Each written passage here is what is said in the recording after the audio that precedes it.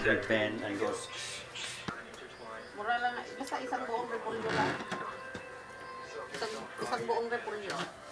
Hindi ka lang isang buong maganda ha. Yung katamtaman lang naman yung mga ganun. No? Tapos carrots, kahit isang pirasong. Chat mo ka sa akin naman. Ano lang ito mo? Ulitin mo. Ulitin mo ulit. Ulitin mo. Chat ko na. Sabihin mo ulit, mahal. Kaya ko na absorb yan. Dali na. Mga normal, may alaga kami dito bago. Alaga ni John Lloyd. Tinan mo. Lloyd, alaga mo yan? Yun ang alaga mo? You know? Ha? Hindi, ito alaga niya. Oh. Mga isda, ang galing niya. Oh, mag-alaga. Oh, di ba? Meron pa yan dyan. Oh, di ba? Ilan ang papatay mo, Lloyd? Ilan? 5? Si John Lloyd, kung maalam siya sa alaga ng isda. Anong palang isda yan? Rose tail yan. Ano? Sa harap ka dito, ano? Rose tail. Rose tail. Oh, ito iba. Ano to dito? Pangalanan, anong pangalan ng isdang yan? Ito. Naghihingalo. Oh, kulang sa oxygen, oh. Kumakain, may pagkain. Bakit ganyan? Ganyan talaga yan? Ba't nga yan? Ito. Oo, yung goldo. Hirap na hirap siya, oh. Oh. Anong isda to? Ano yan? Ano yan? Fish. Pala? Goldfish. O, yung isa. Mga molis. Ano? Molis. Ano? Mollies? Mollies. Ay, yung black. Ano yung black? Molis din. Ilang klaseng isda meron ka? Ano yung 7 na yun? Yeah. 8 hours later. Molis. Mollies. Goldfish. Goldfish. 3 days later. Betta fish. Sanggal, gawa-gawa mo lang yan eh. Betta fish. Okay, galing oh. Oh. Joy, ikaw. Anong pakialam mo sa isda?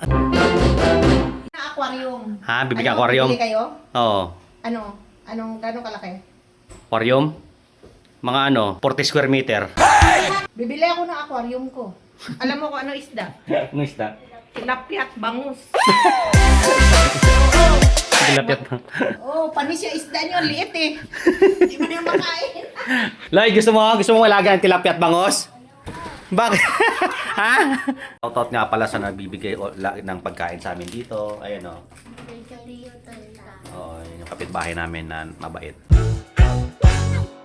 Tayo dito ang nuno sa punso. Nuno sa punso. Oh.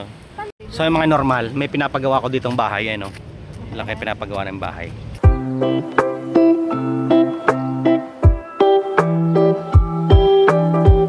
At dito nakatira yung mga nuno sa punso. Ito si Jetro. Isa siyang diwende. Hindi siya kumakain ng kanin. Kinakain lang niya ay ang mga Isdang beta. isdang beta. Yung ba nung araw, yung wala pang, hindi pa uso yung mga bahay, dito talaga tayo nakatira. Minsan nga pag natulog tayo, nakaganyan yung leg natin, no?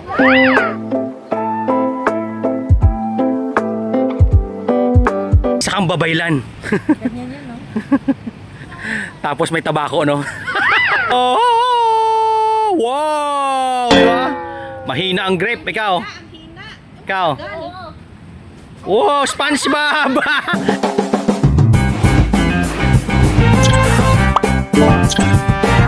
Ay, mga normal. According sa study, kailangan meron kang 10,000 steps a day para maging healthy. So ngayon, ang ginagawa ko, may dala-dala akong pampabigat dito. Ayan, o. Yan. Habang inaalok ang product namin.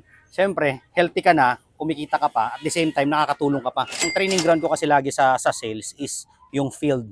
According kasi sa study, pag maraming kang kausap na iba't ibang tao araw-araw, bumabata yung hormones mo sa katawan, meron siyang tinatawag na delayed aging effect or anti-aging effect sa katawan. Pag iba't ibang tao ang kausap mo, hindi pare-parehas. Ang requirement, 10,000 steps a day. Lagi nasa vlog ko itong tindahan nito, ilang beses kanina nasa vlog yung tindahan nito.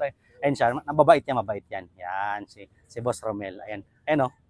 Nag-exercise ka na, may benta ka pa, oh.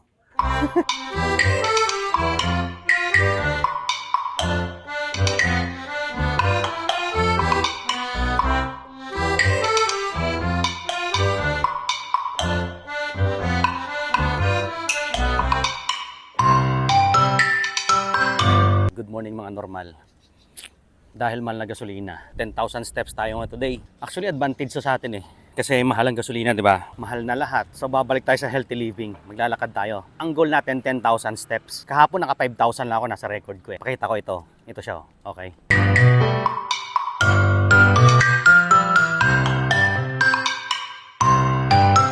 Alam ko hindi lang ako nakakaranas nito ah. Pero pansin ko lang, pag nakukuha mo yung mga bagay na gusto mo minsan, at yung mga bagay na yun, nagiging, alam mo yun, nagdudulot ng pagiging komportable mo, bumababa yung skill level mo, yung hassle, yung level ng hassle mo, bumababa. Tamo ko dati, nung wala pa akong motor, wala akong bahay, wala akong sakyan, ang sipag ko eh. Ngayon putang inan,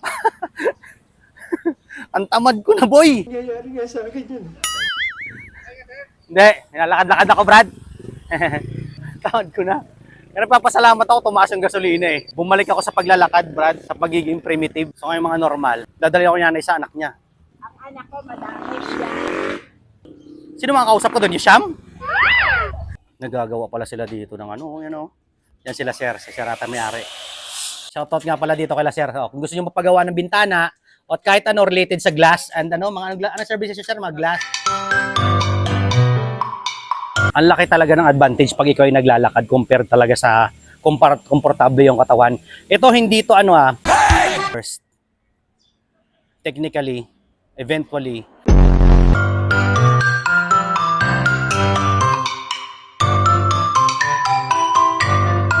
may magaling dito magtimbang. Lagi sakto 1 kilo to eh, magaling siya magtansya eh. 1 kilong buto-buto. Yan, sakto 1 kilo, tingnan natin.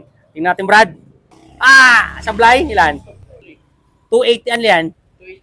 O, hindi sumakto ngayon, Brad. Pusang gala, talo ka, Brad. Libre na lang yan.